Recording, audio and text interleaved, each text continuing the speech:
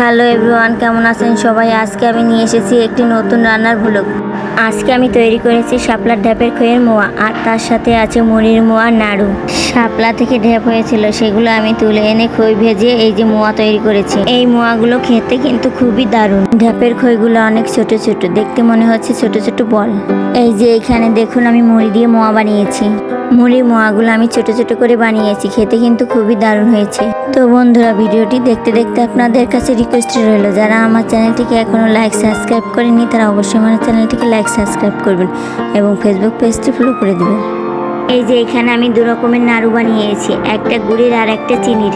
গুড়ের নাড়ুগুলো আমার দেখতে সুন্দর আর শক্ত হয়েছে, চিনির নাড়ুগুলো দেখুন একদম ধবধবে সাদা হয়েছে। এগুলো খেতেও কিন্তু খুব ভালো হয়েছে। এই যে দেখুন ঢ্যাপ, এগুলো শাপলা ফুল থেকে হয়েছে, সেগুলো আমি তুলে নিয়ে এসেছি। এইখানে আমি অনেকগুলো ঢ্যাপ এনেছি, দেখতেই পাচ্ছেন। এগুলোকে ফাটিয়ে আমি ভিতর থেকে দানাগুলোকে বের করে নেব। এই যে দেখুন, এইগুলো থেকে মনে হচ্ছে অনেক দানা হয়েছে, আর দানাগুলো কালো হয়ে গিয়েছে, পেকে গেছে। এই ঢ্যাপগুলো আমি ফাটিয়ে দেখাচ্ছি ভিতরটা কীরকম হয় দেখুন। একটা ঢ্যাপের ভিতরে দেখুন কতগুলো দানা, একদম কালো হয়ে গিয়েছে। এই যে দেখুন, দানাগুলোকে আমি একটি পাত্রের ভিতর ছাড়িয়ে নিচ্ছি। আঙুল দিয়ে এইভাবে ছাড়িয়ে নিতে হবে। একটা পরিষ্কার হয়ে গিয়েছে, আমি আবার একটা ভেঙে নিচ্ছি। এই ঢেপটা থেকেও দেখুন প্রচুর দানা বের হয়েছে, পেকে একদম কালো হয়ে গিয়েছে। ভালো পাকলে এরকম কালো হয়ে যায় দানাগুলো। সবগুলো ঢেপ আমি একইভাবে ছাড়িয়ে নেব।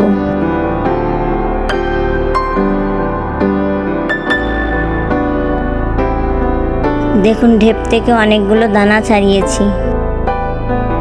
খোসা থেকে ভালো করে ছাড়িয়ে তারপর ঢেপগুলোকে ভালো করে ধুতে হবে, ধুয়ে তারপর রোদে শুকাতে হবে।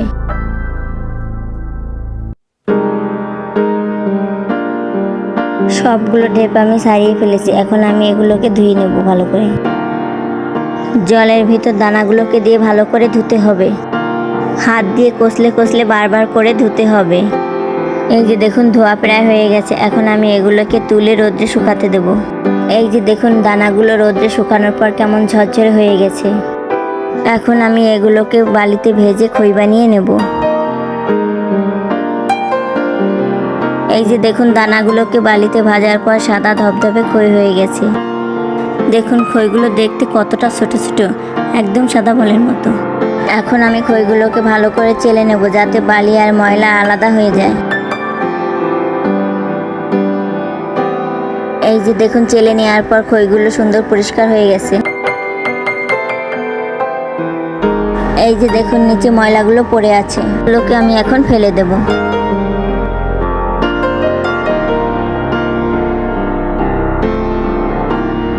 এখন আমি খইগুলোকে গুড় দিয়ে মাখিয়ে নেব।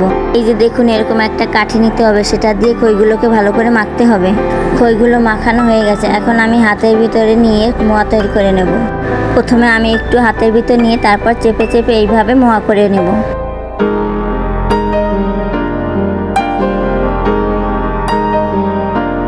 তাড়াতাড়ি করে মোয়াগুলোকে বানাতে হবে, না হলে ঝুরঝুরে হয়ে গেলে আর বানানো যাবে না।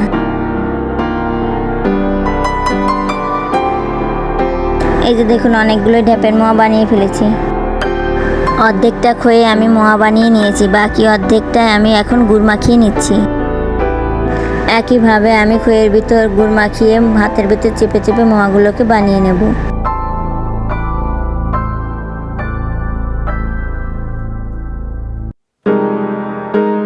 এই যে দেখুন, সবগুলো মোয়া আমার তৈরি করা হয়ে গেছে।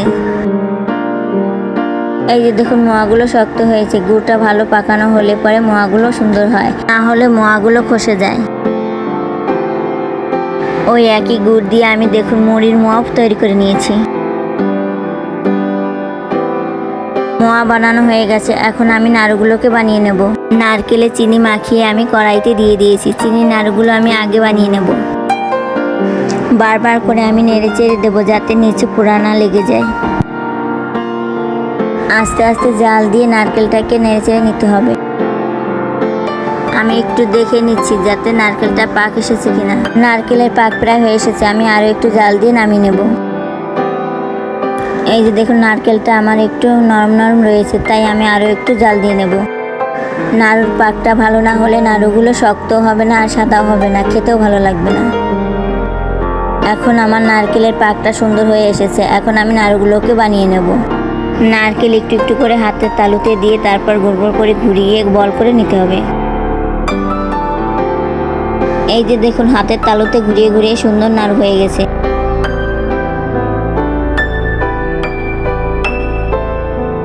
একইভাবে আমি হাতের তালুতে করে গোল গোল করে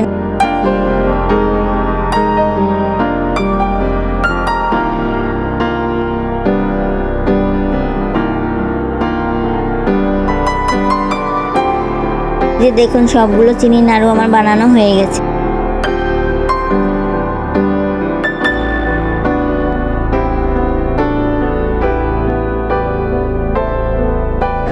এখন আমি গুড়ের নাড়ুগুলোকে বানিয়ে নেব।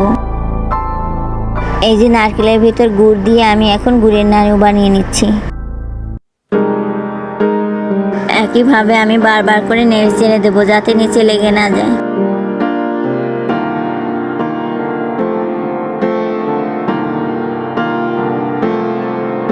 এই যে আমি একবার একটু দেখে নিচ্ছি গুড়ের নাড়ুর পাক এসেছে কিনা।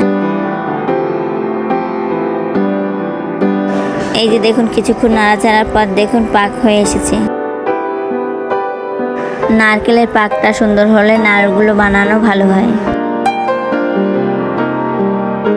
আপনারা বাড়িতে অবশ্যই এরকম সুন্দর সুন্দর মোয়া আর নাড়ু বানিয়ে পরিবারের সবাইকে খাইয়ে দেখবেন, খুব ভালো লাগবে।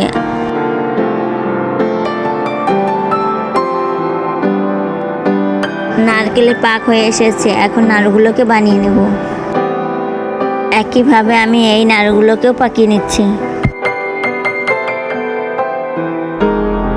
এই যে দেখুন, গোল গোল সুন্দর নাড়ু হয়েছে।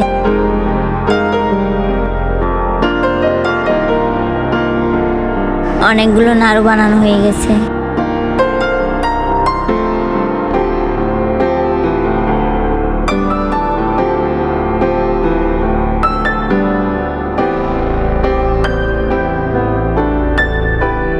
এই যে দেখুন, সবগুলো নাড়ু আমার বানানো হয়ে গেছে। তো বন্ধুরা, আমার ভিডিওটি কেমন লাগলো? ভালো লাগলে অবশ্যই আমার চ্যানেলটিতে লাইক, সাবস্ক্রাইব এবং ফেসবুক পেজটি ফলো করে দিবেন। আর রেসিপিগুলো কেমন হয়েছে আমাকে কমেন্ট করে অবশ্যই জানাবেন।